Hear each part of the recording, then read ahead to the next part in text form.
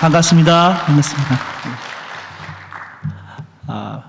먼저 잠깐 스토리를 하나 진행하도록 하겠습니다. 1977년 11월 11일 어느 추운 겨울이었습니다. 한 여인이 눈물을 흘리면서 기도를 하고 있었습니다. 이 여인이 기도를 한 이유는 이 여인의 뱃속에 아이가 있었는데 이 아이가 거꾸로 들어선 겁니다. 당시에 의료 시설이 별로 좋지 않기 때문에 위험하지요. 동시에 이제 시어머니로부터 엄청난 이 구박을 당하여서 이 여인은 눈물을 흘리면서 무릎을 꿇고 하나님께 간절히 기도하기 시작하였습니다.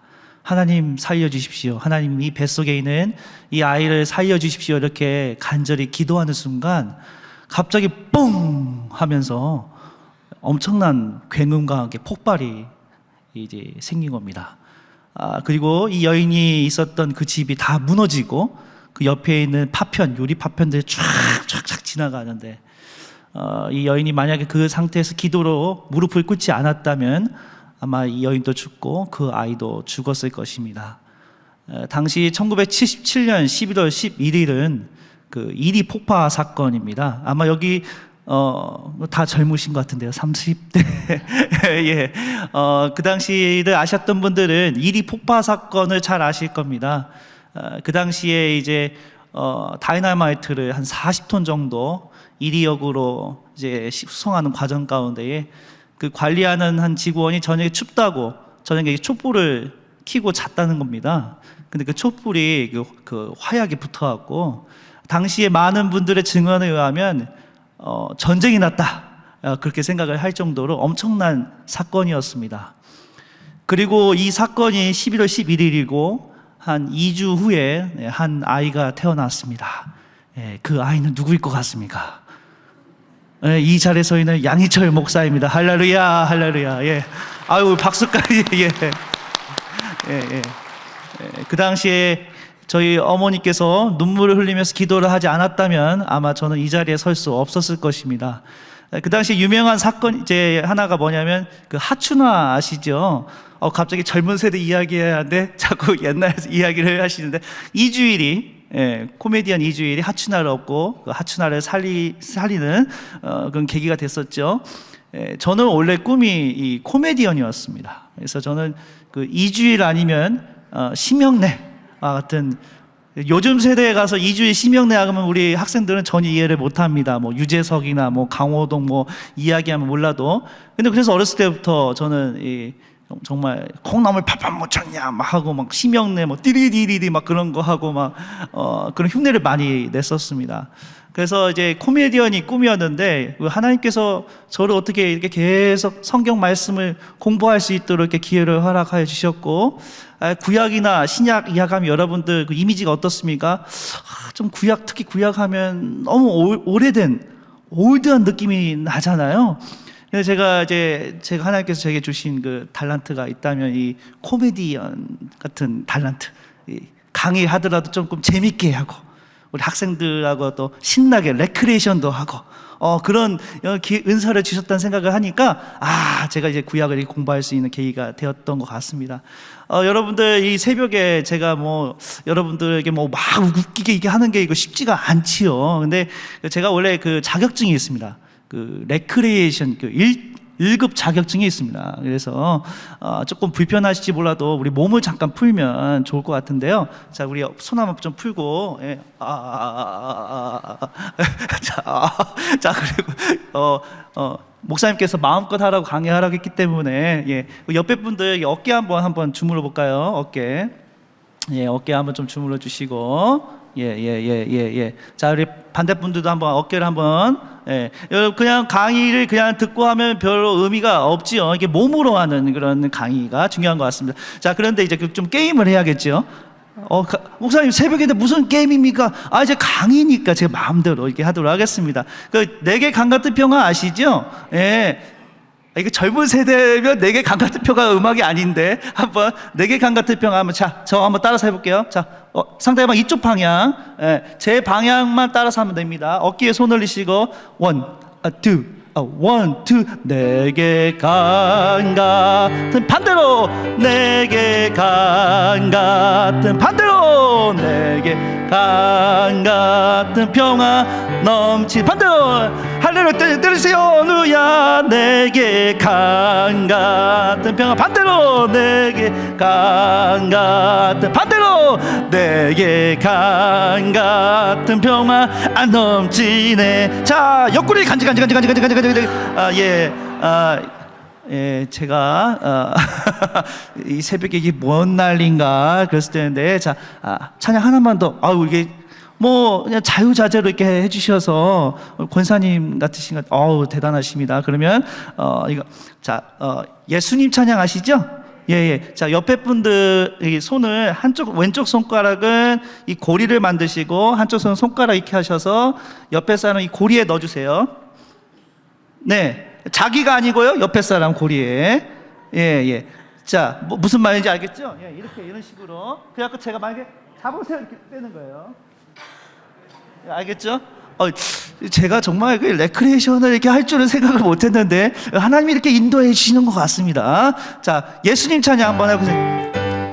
예수님 찬양 예수님 찬양 예 잡아 예 이런 식으로 이런 빼는 거예요. 예. 자 이 뭔 날인가 예수님 원, 투 예수님 찬양 예수님 찬양 예수님 찬양 잡아요. 예 이런 식으로 정말 의도치 않게 이렇게 게임을 하게 됐네요. 제가 그 평택 동산교회라고요. 그 평택에서 좀 역사가 있는 교회인데 그 교회에서 7년간 사역을 했었습니다. 그래서 유치부, 유아부, 유치부, 초등부, 고등부, 나중에 이제 영어 예배까지 한 7년을 거기서 사역을 했었는데요. 그때 담임 목사님께서 성함이 이춘수 목사님입니다. 혹시 여러분들 아실지 모르겠습니다. 이 신일교회에서 1981년부터 한 꽤 오랫동안 전임 사역을 하셨다고 합니다. 그 이춘수 목사님 밑에서 공부를 제가 이제 사역을 했었고 많은 걸 배웠습니다. 근데 그 이춘수 목사님께서 계셨던 이 신일교회에 제가 여기에 왔다니 그 하나님의 은혜가 아니겠습니까? 할렐루야. 예. 그래서 제가 이제 2018년도에 한 9년간 제가 미국에 유학을 마치고 한남대학교에서 전인교목을 생각을 했었습니다. 4년, 한 3년 반 정도 사역을 하고 작년 3월 1일부로 장로회 신학대학교에서 구약학 교수로 임용이 되었습니다. 한남대학교에서 전인교목을 하면서 젊은 세대들과 많이 이게 의사소통을 하면서 여러분들에게 좀 전달할 게 좀 있다. 그래서 특히 제가 영상을 하나 가지고 왔는데요. 죄송합니다. 여러분들 보시고 좀 충격받지 마시고 요즘 아이들은 이렇게 해야지 좀 전달이 되구나. 그래서 영상을 잠깐 보도록 하겠습니다. 이 영상은 코로나 시기에 만든 영상이고요. 제가 전인교목 생활을 하면서 만들었던 겁니다. 예. 안녕하세요. 학생 여러분 만나서 반갑습니다. 오늘 첫 채플에 이렇게 여러분하고 서로 인사할 수 있어서 기쁘고요. 그동안 참 힘들었죠. 그러나 이것 또한 지나갑니다. 여러분들의 그 밝은 모습을 영상을 통해서만 아니라 캠퍼스에서 볼 수 있으면 정말 좋겠습니다. 이번 학기 채플을 통해서 우리가 삶을 다시 돌아보고 함께 꿈을 나누는 또 우정을 나누는 그런 뜻깊고 복된 시간이 되길 바랍니다. 특별히 오늘 첫 시간은 이제 오리엔테이션 시간으로 우리 전인교목 양인철 목사님께서 진행을 하십니다. 정말 기대하셔도 됩니다. 굉장한 분이 등장합니다. 굉장하다. 고맙습니다. 한번 보셔요.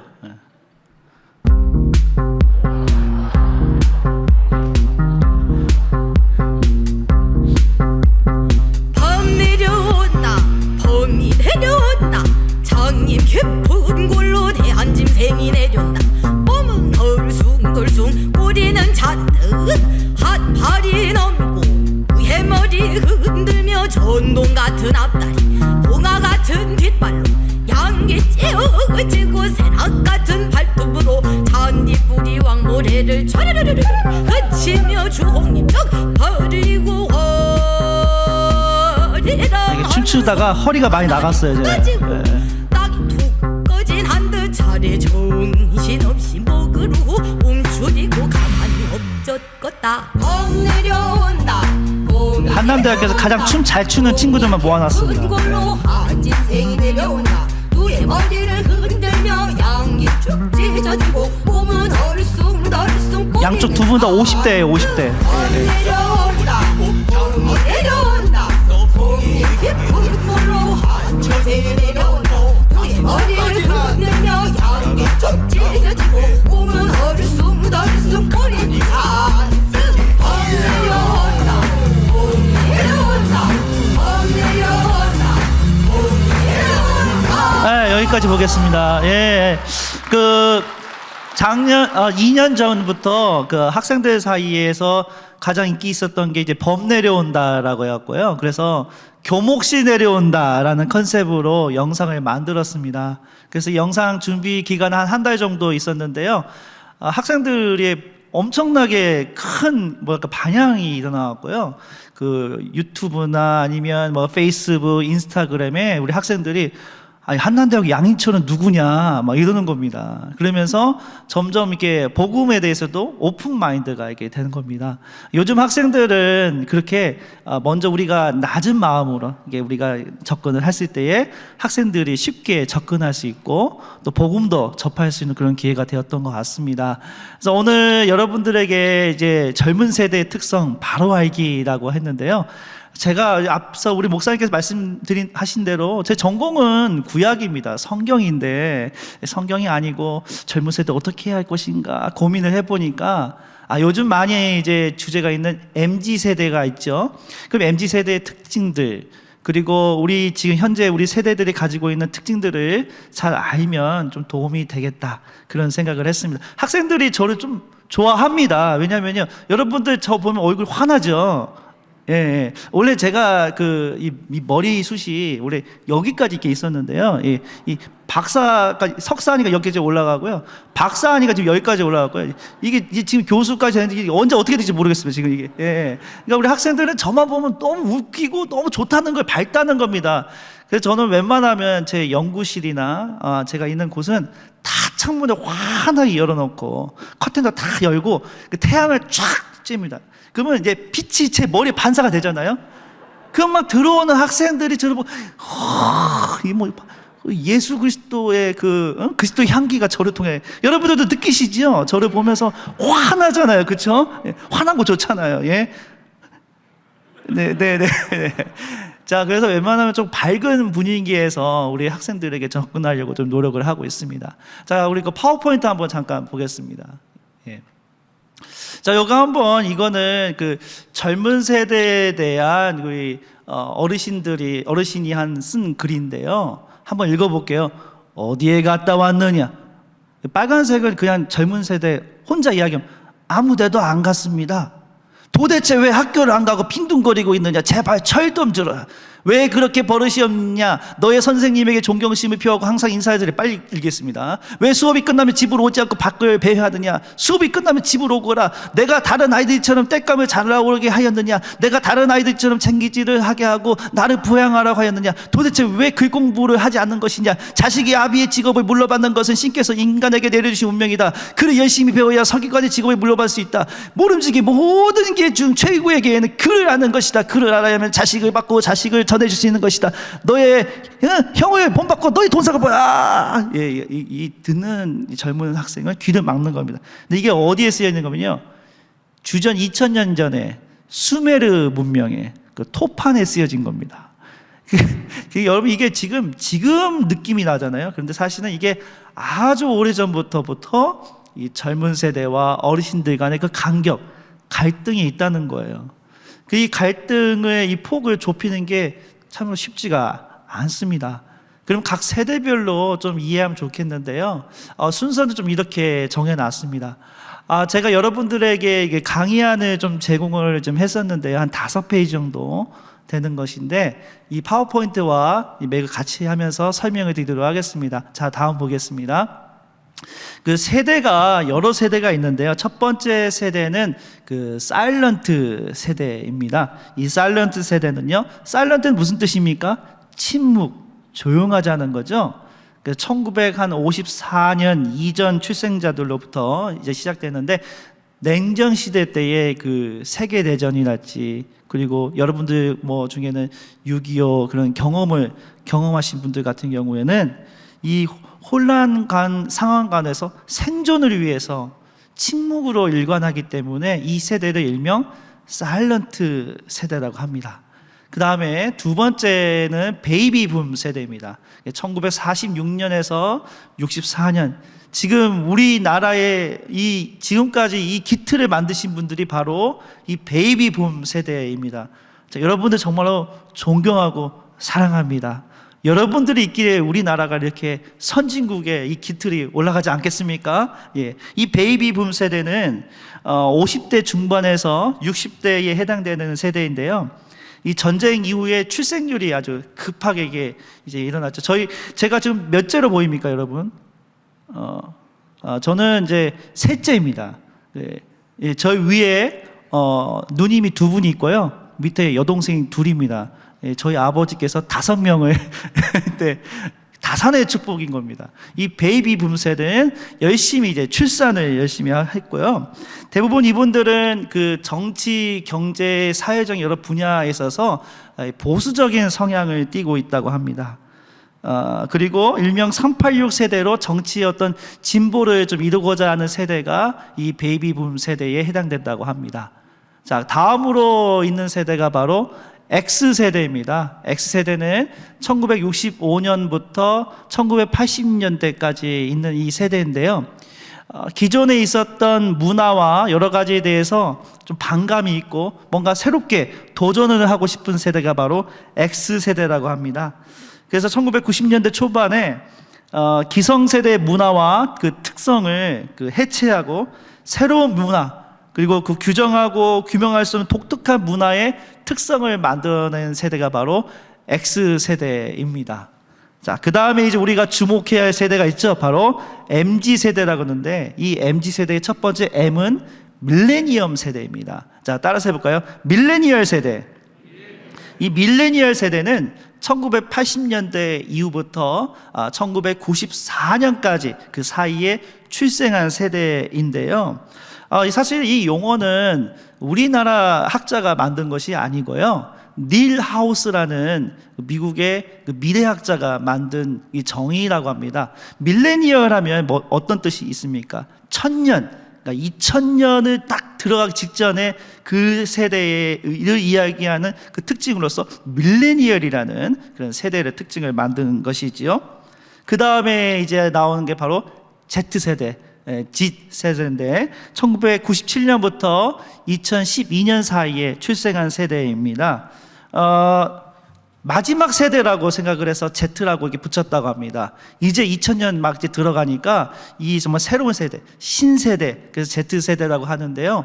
요즘에는 또 다른 용어가 붙어 있습니다. 그게 뭐냐 바로 알파 세대입니다. 알파 세대는 제가 여기다 표기를 하지 않았는데요. 알파 세대는 2010년 이후에 출생한 세대인데요.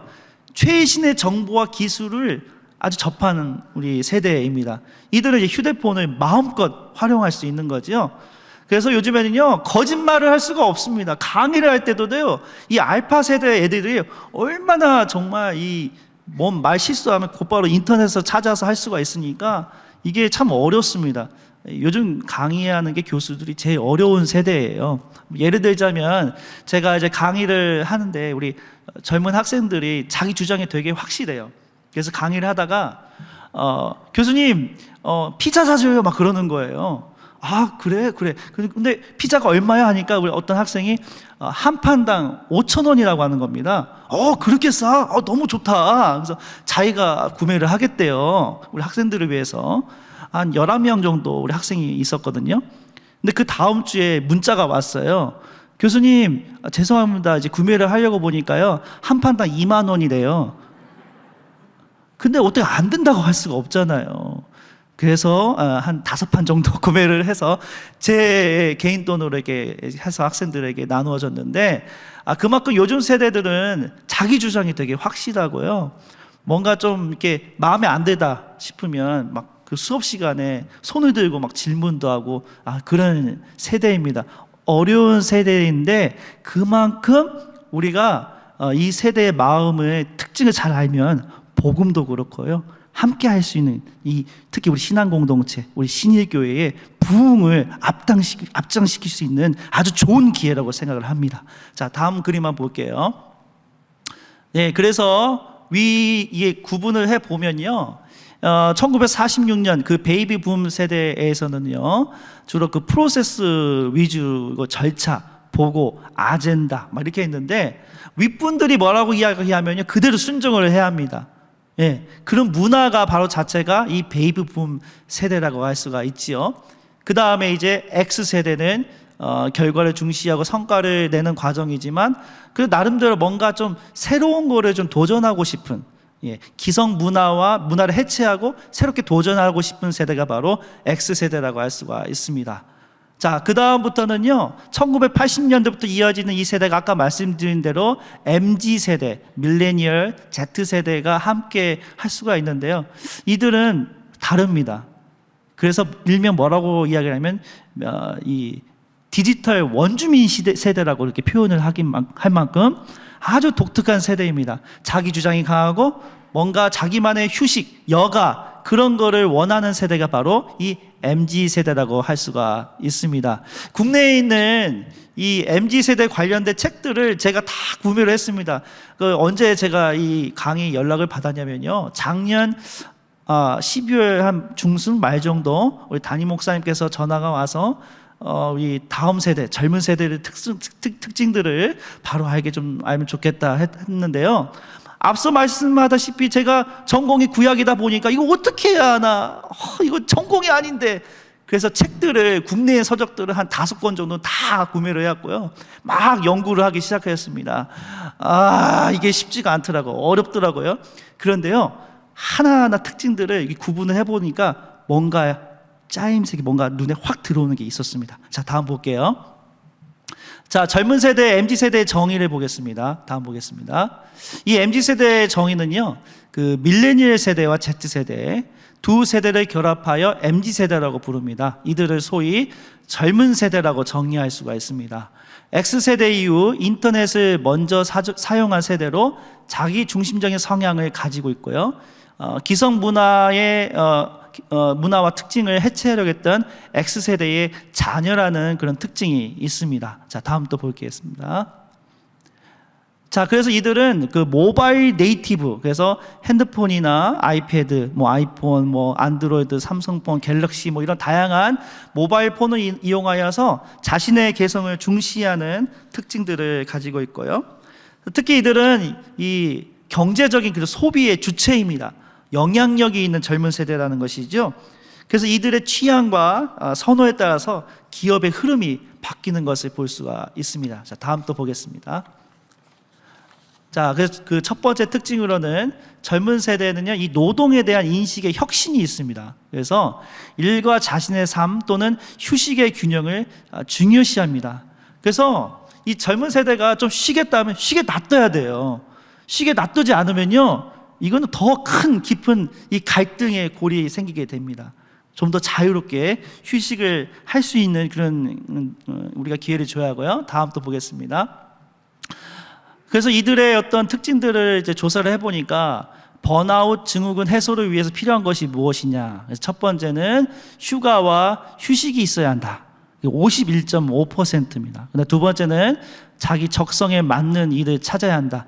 내가 뭐를 잘하는지 그런 재능을 발견을 하고 그런 거 자기 자아 추구에 좀 열심히 하는 세대가 바로 요즘 세대라고 할 수가 있습니다. 자, 다음 또 보겠습니다. 소비 주체인 젊은 세대입니다. 그래서 인터넷과 디지털에 익숙한 젊은 세대가 전자상거래 이용이라는 소비 패턴의 흐름을 주도하고 있습니다. 여러분들이 요즘에는 구매를 할 때 우리 어르신들 같은 경우는 마트를 가거나 아니면 큰 코스트코나 거기 가서 구매를 하잖아요. 요즘 젊은 세대는 귀찮아서 안 갑니다. 어떻게 구매를 하죠? 쿠팡이나 여러 가지 앱을 이용하여서 쉽게 구매를 하죠. 배달이 너무 잘 돼 있잖아요. 특히 코로나 이 시기가 오면서 젊은 세대가 더 자유롭게 더 배달도 시키고. 어르신들은 참 어렵죠. 이거를 잘 하지 못하는 분들은. 근데 요즘 학생들은 그냥 주문만 하면 다 보고 그 다음에 평가, 리뷰를 봐합니다. 여러분들 그 뭐 배달의 민족 같은 거 보면 리뷰를 봤을 때 별 5개나 뭐 4개 이상이 돼야지 주문하고 그러잖아요. 그만큼 이 정보력이 어마무시한다는 겁니다. 자, 다음 또 보겠습니다. 그래서 MZ세대의 어떤 기업의 흐름을 보면 그 84%가 이 소비의 흐름을 주도를 하고 있고요. 그리고 점점 이들의 소비가 증가하는 것을 볼 수가 있습니다. 그 다음에 세 번째 보겠습니다. 이들의 특징 중에 하나가 펀슈머라는 본능이 있는데요. 펀은 무슨 뜻입니까? 재미가 있어야 돼요. 재미가 있어야 합니다. 그 다음에 수머는요, 컨슈머에서 컨을 빼고 수머. 뭔가 우리가 소비를 하려면 재미가 있어야 한다는 겁니다. 그럼 여러분들 이 교회에 젊은 세대가 왔는데 이 재미가 없으면 어떻게 하겠습니까? 다 떠나는 겁니다. 그럼 어떻게 합니까? 우리가 즐거워야 돼. 우리가 재밌어야 합니다. 그래야 젊은 세대도 이 신일교회 정말 재밌는 교회다. 뭔가 흥미가 있다. 이 교회 오면 뭔가 예수님을 만나는 기쁨이 있구나. 그런 기쁨의 공간이 돼야지 않겠습니까? 할렐루야. 예. 정말 이 새벽에 오셔갖고요. 여러분 혹시 새벽 4시에 일어나십니까? 저는 제가 지금 살고 있는 곳이 분당인데요. 이 새벽기도 한번 오고 싶어 갖고요. 운전해서 한 30분 걸려서 왔는데 어제 잠이 안 오는 겁니다. 제가 만약에 잠을 너무 깊이 잤다가 오늘 아침에 이 강의를 6시 50분에 해야 하는데 8시에 일어나면 이게 무슨 난리입니까? 11시에 눈을 붙였는데 12시 일어나고 1시 일어나고 2시에 지금 제가 지금 강의하는데 비몽사몽감. 여러분 제 꿈 아니죠? 제가 지금 서 있는 것도 좀 너무 재밌는 것 같습니다. 그러니까 여러분들이 만나는 사람이나 누가 들어왔을 때 기쁨으로 할 수 있는, 즐거움으로. 자, 이런 의미에서 옆에 사람 얼굴을 보고 한번 눈웃음 한번 짓겠습니다. 사랑합니다. 사랑합니다. 새벽이라서 많이 이제 가라앉으시는데 저도 웃으면서 사랑합니다. 사랑합니다. 사랑합니다. 사랑합니다. 웃어야 돼요. 웃어야 돼요. 이 교회에 이 문을 열고 이제 우리 젊은 세대가 왔을 때 이 웃음이 있어야 하는데 문을 열었는데 아이고 주여 이러면 안 되겠죠. 좀 더 기쁨으로 즐거움이 있어야 한다는 겁니다. 자, 다음 또 보겠습니다.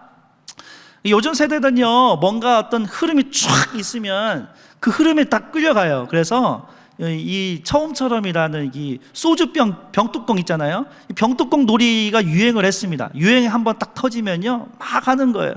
아까 그 범 내려온다 있죠. 그것도 여러 아류작들이 많이 있는 거예요. 이 범 내려온다가 이제 한국관광공사에서 영상을 마저 그게 히트를 했죠.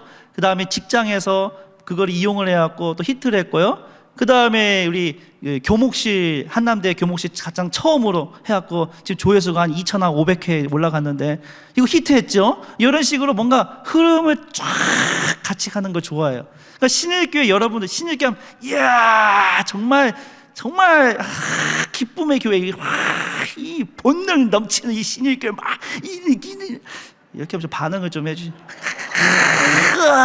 신일교회 너무 행복한 이런 분위기가 있어야 하지 않겠습니까, 여러분? 그런 흐름을 만들어야 하는 거예요, 여러분들께서. 그냥 아이고 주여 이렇게 그냥 뭐 눈물만 흘리고 신일교회 이 기쁨의 이 공간이 되지 않겠습니까, 여러분? 목사님 죄송합니다. 제가 너무 흥분. 막 이런 막 흐르는 그런 흐름이 있어야 돼요. 그다음 다음 보겠습니다. 이거는 여러분 딱풀이 뭡니까? 이게 그 풀로 이렇게 붙이고 막 이게 그런 거잖아요. 근데 그게 아니고 여기 캔디예요, 캔디. 그러니까 독특한 발상, 새로운 거 도전, 그런 거 좋아하는 거예요. 다음 또 보겠습니다.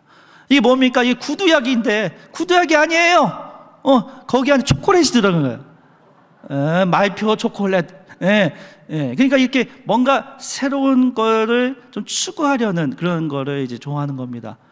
벌써 여러분 만약에 신일교회 우리 학생들이 젊은 세대가 소문이 났어요. 야, 신일교회 가면요 너무너무 즐겁고 거기 가면 막 만난 거 많이 주고 막 즐겁다면 젊은 세대가 신일교회 막 이 뭐 인스타그램 막 페이스북 막 올리면서 막 해시태그 막 하면서 이건 난리가 나는 겁니다. 그 다음 또 보겠습니다. 예, 이거 뭡니까, 여러분? 예, 곰표는 뭐예요? 뭘로 상징합니까? 밀가루잖아요. 요즘은 곰표 아이스크림, 이 코스트코에 가면 곰표 상품 붙여갖고 막 오징어 막 뭐 튀겨갖고 막 그거 막 비싸요. 2만 원. 제가 좋아해서. 자, 다음 거 보겠습니다. 예.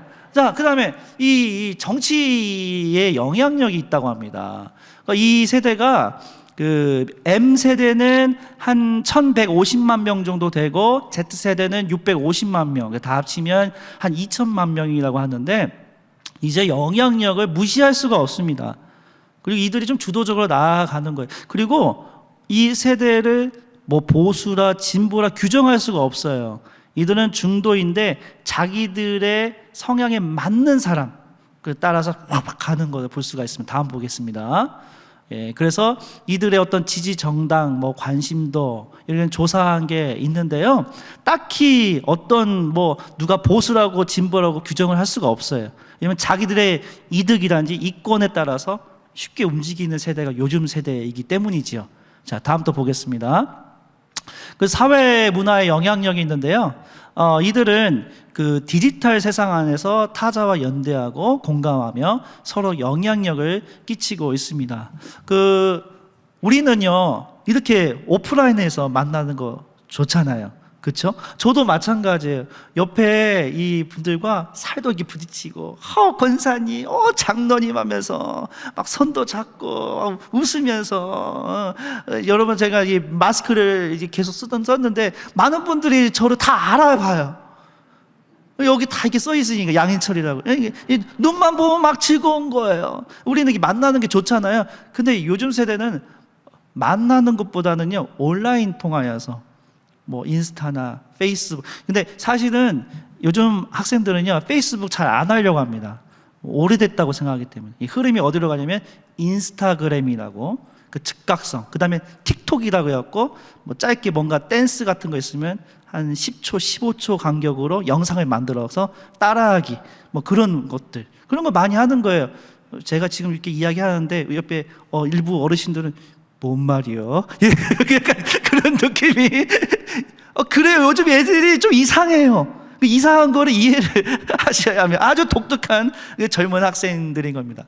근데 이 학생들은요, 이 카톡도 잘 이용을 하면서 뭔가 큰 이슈가 있으면 그 이슈를 가지고 뭐 카톡방을 만들거나 공감대를 형성을 해갖고요, 뭐 분위기를 조성을 해요.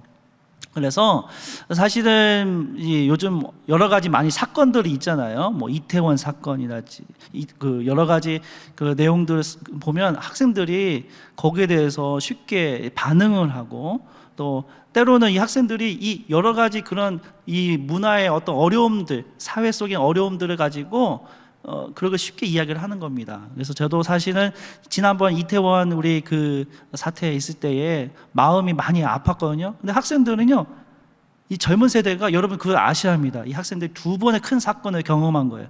세월호 사건, 그 다음에 이태원, 두 번의 경험을 했기 때문에 이 엄청난 재난과 그런 거에 대해서 잠깐 이야기만 꺼냈어요. 제가 강의가 욥에 대한 강의를 했었거든요. 갑자기 어떤 학생이 욥의 고통을 이야기하는데 본인이 고등학교 때 경험했던 세월호, 그 다음에 얼마 전에 이태원 이야기하면서 하나님이 어디 있나, 이런 어려운 상황 가운데 하나님이 어디 계시냐면서 갑자기 남학생인데 20대 한 중반인데 눈물을 흘리는 거예요. 그리고 옆에는 학생들이 다 눈물바다가 나는 겁니다. 그러니까 이 학생들은요, 제가 볼 때 이 젊은 세대는 정말 이 안에 트라우마가 있어요. 근데 여러분들 어르신들 같은 경우는 6.25의 전쟁 엄청난 큰 사건이잖아요. 그리고 여러 가지 우리 정치 사회의 어떤 어려움들을 여러분들 경험을 했잖아요. 그 못지않게 이 젊은 세대는 두 가지의 큰 사건이 있었기 때문에 눈물을 흘리고 서로 공감, 그게 조성이 되어 있어요. 그래서 뭔가 정치적으로 이 공정성, 이 올바르지 않다, 그런 게 있다면요, 함께 뭉치고 온라인 통화해서 뭔가 이렇게 의견을 제시하는 걸 되게 적극적으로 하는 것을 볼 수가 있습니다. 그러니까 이 젊은 세대가 바로 그런 특징이 있죠. 자, 그 다음 다 보겠습니다. 앞서 말씀드린 대로 이렇게 인스타그램에 해시태그라고 해왔고요.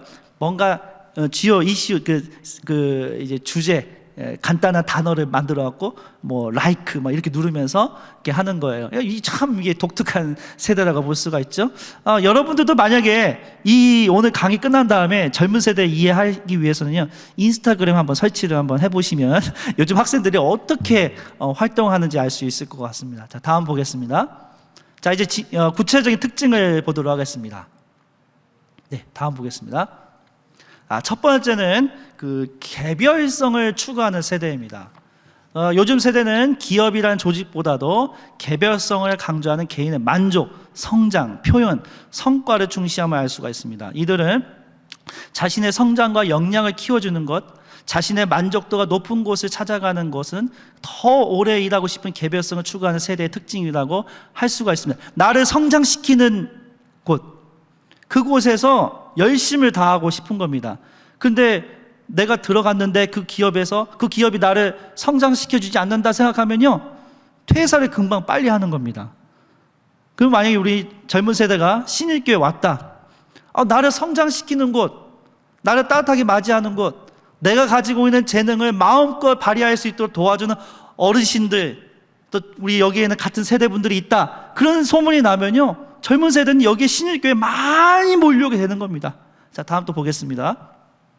그래서 여론조사를 해보니까 조기 퇴사 비율이 상당히 높다는 이 49.2%의 이 조사가 나왔고요.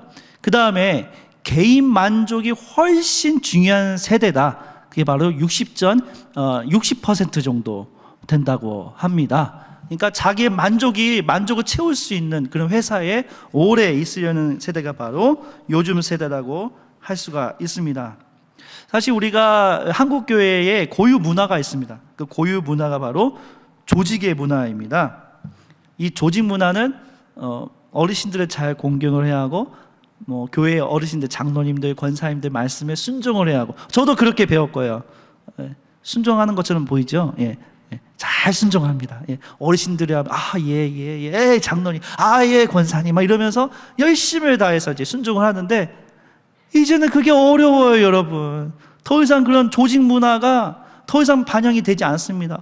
젊은 학생들 보고 이것 좀 섬겨줄 수 있냐 하면 그거 왜 해야 돼요? 물어봐요. 이들이 가장 많이 하는 게 뭐냐면 why? 왜 내가 이 교회에 와서 섬겨야 하느냐? 자꾸 질문하는 거예요.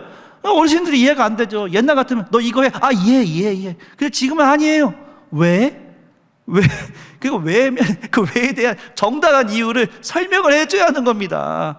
그러면 왜? 그럼 이렇게 이야기하시면 왜? 그러면 이거는 네가 이 사역을 하면서 네가 더 발전할 수 있기 때문이야. 이거는 네가 가지고 있는 능력이 여기에 딱 맞기 때문에 여기 우리가 추천을 하는 거야. 이런 식으로 해야 하는 시대에 왔습니다. 자, 다음 또 보겠습니다. 두 번째는 이 다층적인 소통을 강조하는 세대입니다. 앞서 말씀드린 대로 그 유튜브나 페이스북, 인스타그램, 틱톡 등 SNS와 같은 플랫폼에서 아주 다각적으로 소통을 합니다. 이들은 그것이 바로 그들의 놀이터고 창구입니다. 그래서 이곳에서 지식과 정보를 주도적으로 선택하고 때로는 지식과 정보를 생산하고 재생산하는 것을 볼 수가 있습니다. 자, 다음 보겠습니다. 네, 자, 그래서 이렇게 즉각성, 지나가다가 막 사진도 찍고 평가도 하고, 그 예를 들어서도 우리 신일교회에 와서 여러분들 우리 담임 목사님 너무 멋있지 않습니까? 목사님 아까 잠깐 제가 이야기를 나눴는데 목사님이 깨어 있어요. 특히 이 지역 사회를 섬기고 젊은 사람들을 이해하려고 한, 근데 이런 목사님들이 많지가 않습니다. 여러분 귀하신 목사님 박수! 예. 좀 더 크게 박수! 건강을 위해서 박수! 예. 새벽에 제가 너무 갑자기 피가 올라. 쓰러지면 안 되는. 이 손이 여러분, 제가 아까 레크레이션 1급 자격증이 있다고 했잖아요. 가장 첫 번째가 뭐냐면요, 이 손바닥이 빨갛게 돼야 돼요. 그러면 혈액 순환이 잘. 여러분들 이제 제 강의 잘 들었어요. 여러분들이 이 박수를 세게 치면요, 이제 50대가 40대가 되고, 40대가 30대, 30대 20대. 자, 박수를 한번 하는데 10초 동안 엄청나게 정말 내 힘껏 다 박수. 자, 박수! 신일교회 하나님께 박수! 담임 목사님 감사해요, 박수! 5, 4, 3, 2, 1. 땡! 예. 제 손 보세요. 빨갛죠? 아유, 기운이 없네요. 지금 여러분 이게 뭔가 이게 이 빨갛게 되면요, 여러 혈액순환이 잘 됐다. 그런 생각을 하시면 됩니다. 예. 그러니까 항상 열정적으로 해야 하는데, 자, 다음 보겠습니다. 예. 그래서 이 소통을 하면서 여러 방면에서 아까 말씀드린 대로 여러 앱들을 깔아갖고 그걸 통하여서 이제 서로 소통을 하는 것을 볼 수가 있습니다. 그래서 이들은 특히 이제 피드백을 많이 해요. 서로 이게 왜 그렇게 했는지, 내가 예를 들어서 레스토랑을 가든지 어떤 식당을 갔는데 서로 막 평가를 하는 겁니다. 이 식당은요, 뭐 MSG를 너무 많이 타고, 이 식당은 뭐 불친절하다, 막 서로 피드백을 많이 하는 거예요. 그러니까 요즘만큼 정말 사업하시나 아니면 정말 식당 하시는 분들이 너무 힘듭니다. 왜냐하면 서로 평가를 하는 거예요. 기본적으로 네이버 평점 4.5 이상이 된 거기 식당에만 가야 하는 겁니다. 정말 이 못된 그런 이 젊은 세대의 이 상황에 있는 거 얼마나 힘든 겁니까? 신일교회 제가 볼 때는 4.5 이상인 것 같아요. 이 평점 자체가. 아니에요? 4.5 이상! 박수! 박수! 예. 이상하게 담임 목사님께서 마음껏 하라고 하니까 저도 모르게 더 마음껏 이렇게. 예, 그러니까 요즘 세대가 그 평점에 아주 민감해요. 그 다음에 뭐냐면요, 공유를 많이 해요. 공유. 예, 자기 어떤 우리가 옛날엔 우리 어르신들 베이비붐 세대는 자기 집, 내 집 목표가 있잖아요. 야, 저 아파트 전세 탈출하고 33평, 40평, 50평 이 목표가 있잖아요. 요즘은요, 집 사는 것도 힘든데 뭐가 목표가 있겠습니까? 공유를 하자는 거예요. 같이 살고 같이 공유하는 거. 자동차도 내가 그냥 자가보다도 좀 이렇게 빌려 쓰는 거 좋아하고 같이 활용하는 거. 그만큼 지금 사실 요즘 세대가 M4 세대라고 하기는 N 뭐 안 되는 거예요. 취직도 안 되고 뭐 다 안 되는 거예요. 그러니까 불만이 있잖아요. 그러면 나름대로 이 어려운 이 경제 상황에서 어떻게 하냐? 공유하자.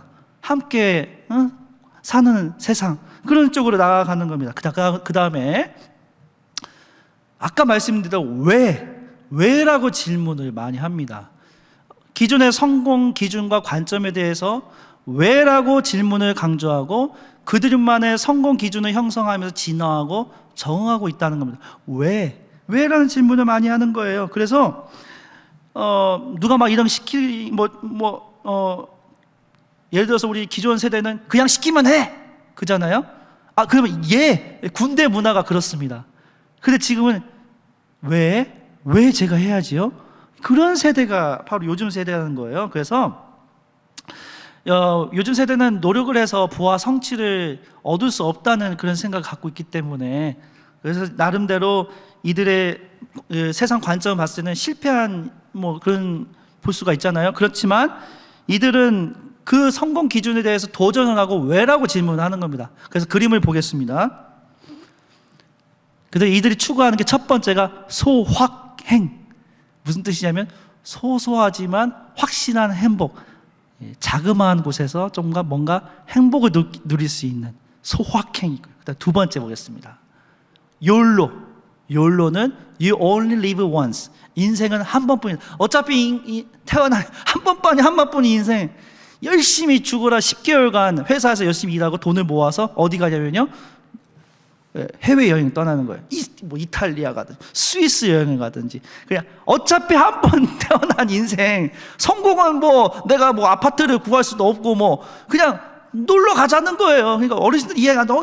돈을 모아갖고 여행을 떠난다? 근데 이들은 어차피 한 번 인생, 욜로 즐기자는 겁니다. 자, 그 다음 또 보겠습니다. 탕진잼. 이게 뭐냐면 큰 돈은 알지만 자기가 번 돈을 가지고 재미로 돈을 다 탕진하다는 거예요. 다 쓰고 나서 집에 와서 아버지 어머니한테 돈 좀 주시라. 이런 이런 어떤 분위기가 바로 요즘 세대라고 볼 수가 있습니다. 그러면 이제 우리가 대책을 세워야겠죠? 우리는 어떻게 해야겠습니까? 자, 마지막 항목을 보도록 하겠습니다. 그래서 우리가 이 젊은 세대를 위한 그 신앙 공동체를 만들자, 그런 의미로 이제 만들었는데요. 첫 번째로 하나님의 품과 같은 신앙 공동체를 만들자. 이 품이라는 거는 우리 박상진 교수님, 장신대 교수님께서 만든 이제 용어인데 생명이 깃드는 곳, 안식하는 곳, 따뜻하고 평안한 곳. 그 신앙 공동체는 지식과 정보의 전달을 넘어서서 또한 성공, 성과, 1등이나 판단을 넘어서서 요즘 아이들이 이해하고 공감하며 세워주는 하나님의 품이 되어야 한다는 겁니다. 그러니까 마치 우리 신일교회 하면 어머니의 뱃속에 있듯 품어주든 그런 품이 있어야 한다는 거예요. 그러니까 온라인에 많이 위주로 있다 보니까요, 아이들 자체가 되게 좀 뭔가 이 개별적인 그런 활동을 잘하는데 공감 능력이 좀 떨어지는 것 같고요. 좀 차가워요, 학생들이요. 제가 점점 더 느낍니다. 한남대에서 3년 반 했을 때보다 장신대 왔는데 제가 교회음악과 학생들을 강의를 했었거든요. 와, 이 학생들 강의하는데 너무 힘들었습니다. 예. 그래서 학생들 앞에서 정말 여러 가지 많이 했는데 이 학생들은요, 이 공감을 해주고 따뜻하게 받아주니까 그때부터 학생들이 마음이 확 열리는 거예요. 그래서 어떤 학생은 저한테 솔직히 이런 고백을 하기도 했습니다. 저 교수님 너무 좋아요. 저 졸업할 때까지 교수님 수업은 다 들을 거예요. 내 전공이 구약인데 지금 보니까 작년에 제가 강의를 한 3개 했었는데 그거 다 들었어요. 이 학생이 한번 푹 빠지니까, 그러니까 이 공감해주고 품어주고 따뜻하게 해주니까 그 공동체에 들어오는 겁니다. 그러니까 우리 신일교회가 바로 그런 하나님의 품, 어머니의 뱃속에 있듯. 우리 보니까 장로님이신가요? 지금 제 앞에 계신. 이 인상이 너무 좋으셔요. 아니, 다 좋으신데, 제가 강의를 하는데 계속, 다 이해해요. 강의하기 얼마나 힘들겠어요. 이 인상이 너무 좋으셔요. 이렇게 여러분들, 이 외부의 분들이 왔을 때 품어줄 수 있는, 따뜻하게 안아줄 수 있는 엄마 뱃속 같은 그런 공동체를 만들어주면요, 이 온라인에 익숙한 학생들이 여기 와서 마음이 열리는 거예요. 예. 자, 그 다음에 보겠습니다. 그 다음에 이제 이 개방성을 가르치는 가르침의 공간이 되어야 한다는 거죠. 어떤 편견과 판단이 아니라 하나님의 백성으로 그 구성원 자체를 수용하는 개방된 그 가르침의 공간이 되어야 한다는 겁니다. 그러니까 교회라는 걸 학생들의 이미지가 어떤 이미지가 있냐면요, 꽉 막혀 있다, 어르신들만 많이 있다, 막 그런 이미지가 있어요. 보수적이다. 그런데 그걸 떠나서 교회에 오니까 포용하고 수용할 수 있는 개방적인 공동체. 사실 아까 제가 이 영상 교목시 내려온다 고민을 많이 했습니다. 그래서 담임 목사님께 여쭤봤습니다. 담임 목사님께서 마음껏 하시라고. 그래서 여러분들이 그래도 전 영상을 보여주고 하고 나서 여러분들이 나가라고 막 그럴 것 같았는데 지금 레크레이션도 했는데 다 받아주셨어요. 그러면 바로 신일교회는 이 개방된 공동체라는 겁니다. 이미 열려 있다는 거예요. 준비가 돼 있는 공동체입니다. 할렐루야. 예. 이 새벽에 제가 이렇게 열을 내지는 않는데, 예. 여러분들 보니까 이 마음이 확 열리네요. 이 개방된 공동체. 자, 그림 볼게요. 자, 이게 바로 사도행전의 말씀인 거죠. 그 이방인 고넬료, 이 백부장 고넬료와 베드로가 만났는데, 이 이방인 그 로마 그 부장이 예수님을 만나고 이 마음이 오픈되어 있잖아요. 근데 그 상황에서 이 베드로를 하나님께 보내주신데 이상을 보여줍니다. 꿈에서 뭐가 나타납니까? 온갖 이 짐승들을 네가 먹어라 하는데 어떻게 이거 제가 하겠습니까? 근데 그 이 상징이 뭡니까? 외부의 이방인들을 향한 하나님의 선교, 복음의 선교를 연결을 하라. 그래서 이 베드로가 이 고넬료를 찾아가서 세례를 주고 그런 놀라운 성령의 역사가 있지 않겠습니까? 교회의 시작은요, 개방입니다. 오픈되어 있습니다. 바로 이 신일교회 주변에 있는 이 지역사회에 있는 사람들에게 오픈되어 있고 만남을 우리 교회에 와서 개방되어 있고 열려 있고 우리 교회는 꿈꾸는 교회입니다. 여러분 저만 보도 행복하지 않습니까? 여러분 우리 오면 막 행복하고 꿈을 꾸고 기쁩니다 하면 이 교회가 천국 공동체가 되는 겁니다. 할렐루야. 예, 이 교회를 천국으로 만들어야 돼요. 우리 교회 하나님의 이 예수 그리스도의 마음으로 품어주시고 그러면 이 교회 안에서 천국을 누리는 겁니다. 천국 어떻습니까? 천국 하면 제 얼굴 보세요. 이 천국을 경험한 얼굴을 보여드릴게요. 너무 행복한 거예요. 이 오면 기쁨의 찬양, 기도를 할 때도 막 이 기도에 힘이 나고, 찬양할 때도 막 눈물의 찬양하고 기쁨의 찬양, 감사의 찬양. 담임 목사님께서 말씀을 전하시면 이 말씀을 아멘 하고 받아주고 이 마음이 활짝 열어진 이 개방된 공동체가 우리 신일 공동체가 되지 않겠습니까? 할렐루야. 예, 박수 안 치셔도 되고요. 아유, 예, 할렐루야. 예. 자, 이게 무슨 강의가 이렇게 자, 두 번째 보겠습니다. 두 번째는 이 환대하는 가르침의 공간. 정말 마중 나와서 환대하고, 아무리 어르신들이라도 여러분들 환영해주고 감싸주고 그러면요, 교회 오고 싶은 마음이 드는 거예요. 제가 보니까 우리 장로님, 죄송합니다, 성함이 어떻게, 인상이 너무 좋으셔요. 김중효. 김중효. 김중효 장로님께서는요, 환대 장로님으로 좀 선출되면 좋겠습니다. 그래서 김중효 장로님만 저기 이 정문에 서 계셔서 환영만 하면요, 이 신일교회가 젊은 세대로 그냥 차고 넘칠 줄 믿습니다. 할렐루야. 박수 칠 때는 제대로 치셔야 돼요. 이 손이 빨갛게 되는 거예요. 다시 할렐루야. 오늘 이 강의 끝나고 나가면 여러분들 다 30대 20대처럼 바뀔 줄 믿습니다. 자, 다음부터 보겠습니다. 자, 그 다음에 근데 개방과 환대도 중요하지만 또 중요한 거는 경계를 잘 지어줘야 한다는 거죠. 젊은 세대를 위해서 뭐가 옳고 그른지에 대한 그런 경계가 필요한 거예요. 예를 들어서 여러분 계란 있죠. 제가 계란 엄청 좋아하는데 계란을 깨트리면 어떤 게 아주 좋은 계란입니까? 노른자가 아주 선명한 거죠. 근데 안 좋은 계란은 뭡니까? 이게 노른자가 흐트러지는 거예요. 그러니까 우리 그리스도인은 경계, 내가 세상에 있지만 내가 구분이 되고 세상에 선한 영향을 끼칠 수 있는 노른자와 같은 게 바로 우리 신앙 공동체여야 하는 것이죠. 자, 그 다음 또 보겠습니다. 그래서 이 개별 맞춤형 신앙교육을 이끄는 신앙 공동체가 되어야 하겠습니다. 요즘 애들을 품어야 하는 우리 공동체는 개별성을 추구하는 요즘 젊은 세대의 이야기를 표현할 수 있도록 이끌어내야 합니다. 그래서 그 이야기가 개별적인 존재의 이야기이기 때문입니다. 옛날은 그냥 우리 어르신들이 이야기 많이 하고 막 그러잖아요. 근데 사실 요즘 학생들은 말하는 거 너무 좋아해요. 옛날 같은 경우는 뭐 말을 시키면요, 글쎄 말을 잘 안 하잖아요.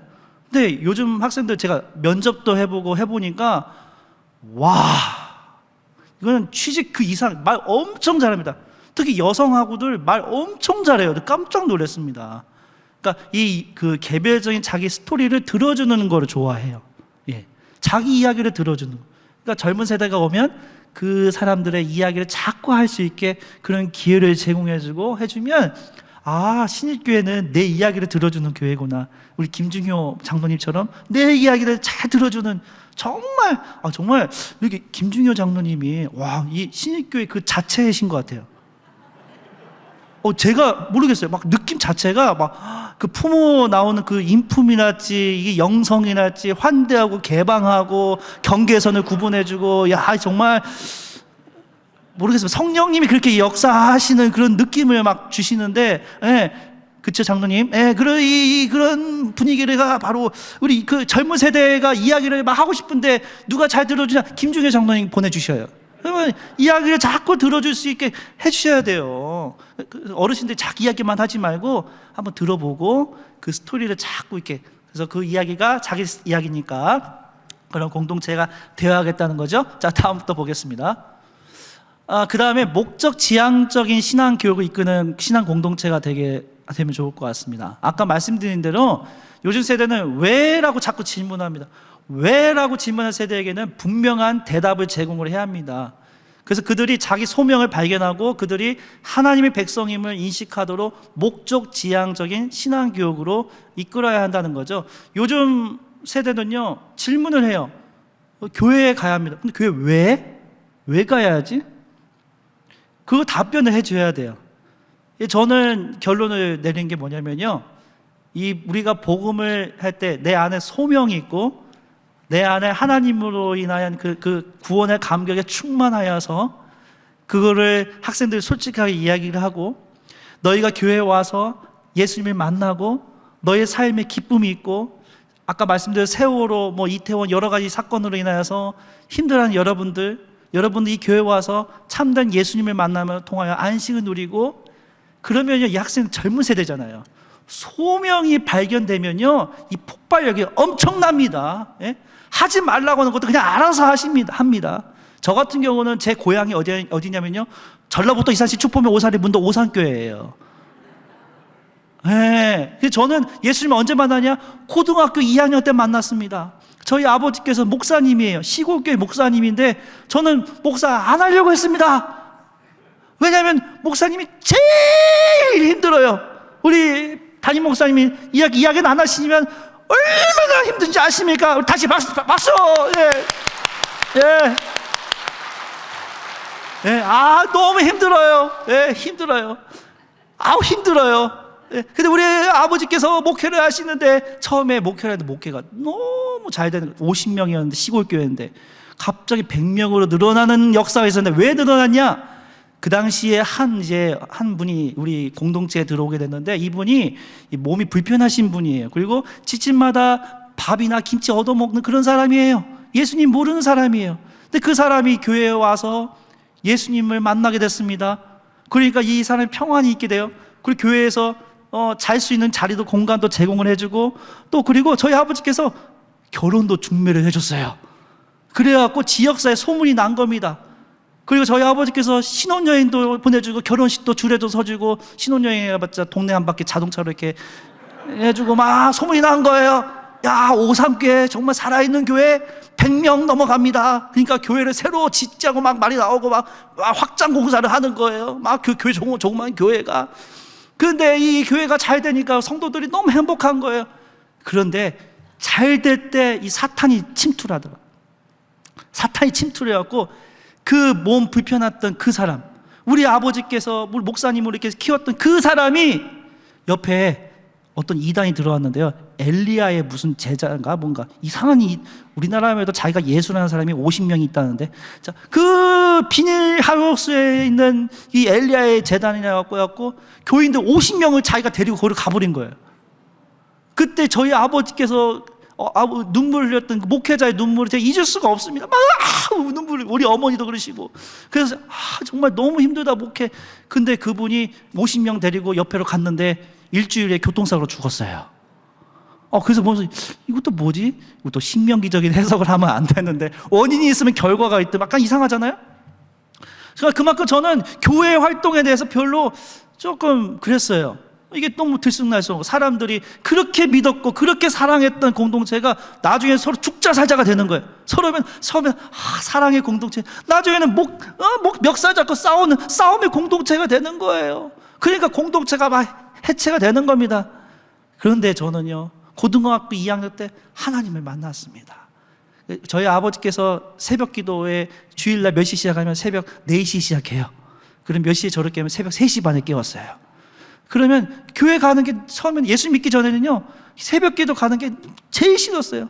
그 아버지가 맨날 저 청소하러 시켜요. 고등학교 학생이 막 청소하고.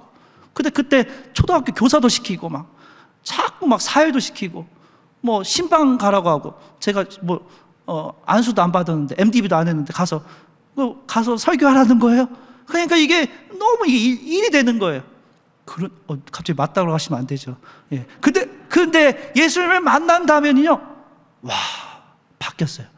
아버지께서 새벽 3시 반 정도 하고 인철아 일어나라 하기 전에 눈이 떠고 있어요. 막 기도합니다. 그리고 아버지께서 청소하라 하기도 전에 아서 청소 열심히 해요. 예? 왜냐하면 이 교회 오는 게 즐거운 겁니다. 인생에 낙이 없고, 정말 저는 원래 꿈이 코미디언이었잖아요. 코미디언이었는데 나중에 제 안에 뭔가 안 좋은 여러 가지 그런 이 사탄의 음성 들리고 막 그런 상황인데, 예수님 만난 다음에 그게 다 사라져 버렸어요. 그래서 교회에 와서 열심히 봉사하고 헌신하면서 이 기쁨이 느끼는 거예요.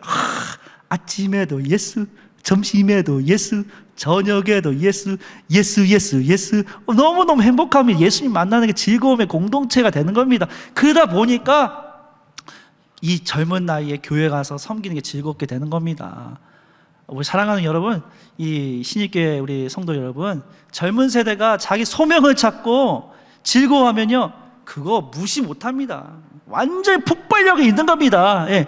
정말 이전 것이 지난 것이니 보라 새 것이 되었도다 하나님의 말씀처럼 이곳에 온 젊은 세대가 자기의 그 의식을 깨닫고 소명을 찾는 순간, 예수님을 만난 순간 이들의 삶이 달라지고 교회 공동체가 달라지는 거예요. 그래서 제가 지금 소명을 받고 나서 목회자의 길을 가게 된 거 아닙니까? 목사님이 힘들다는 거 알면서도 하나님이 이끌어 주신 그 길대로 여기로 오게 돼서 너무너무 행복한 거예요. 아이고 너무 시간이 너무 빨리 가죠. 시간이요. 예, 요 이야기만 하고 마무리를 좀 지어야 할 것 같습니다. 제가 군대를 다녀왔습니다. 여러분 보실 때 방위처럼 보이는데요. 예, 공군 학사장교 나왔습니다. 3년 40개월 근무하고 나서 이제 저희 아버지께서 제가 목회를 하려고 하니까 이제 장신대 가려고 하니까 아버지께서 너가 목회하기 전에 그 직장인들 젊은 사람들이 이해하기 위해서는 직장을 취직하라는 거예요.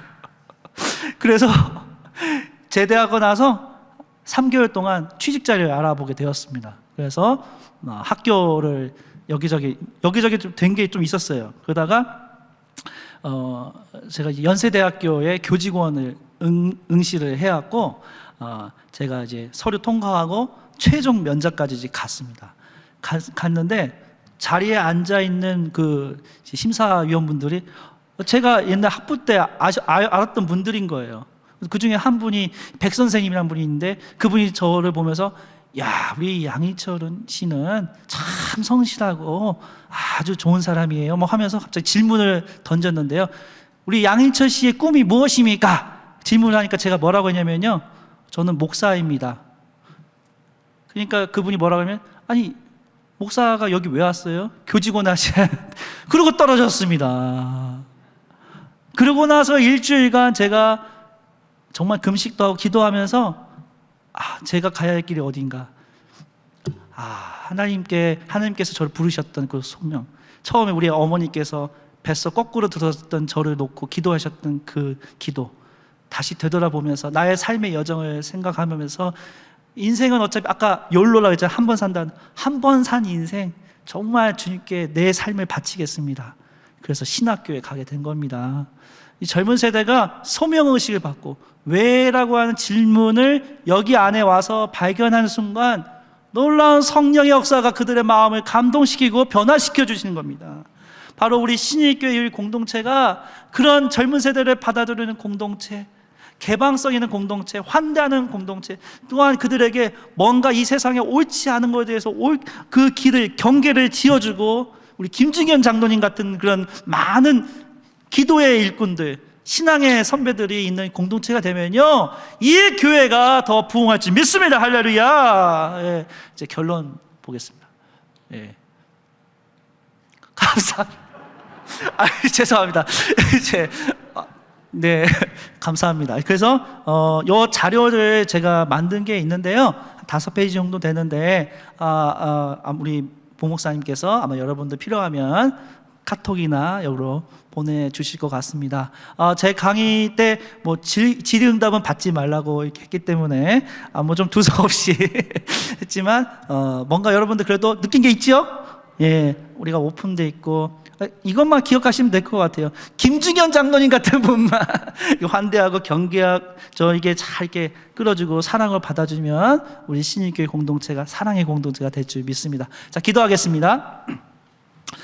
사랑하는 하나님 감사합니다.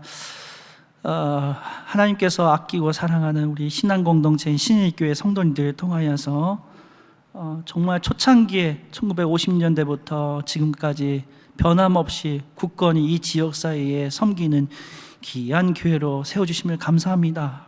그동안 주님을 위해 일하셨던 여러 일꾼들 기억할 때 그들의 수고와 땀을 우리가 기억하게 해주시고 이제 새로운 세대가 왔을 때 그들에게 개방하고 그들에게 환대하고 그들에게 세상에 대해서 경계를 하고 또 지식을 전할 때도 왜란 질문을 잘 답변할 수 있는 우리 신일교회 공동체가 될 수 있도록 인도하여 주시옵소서.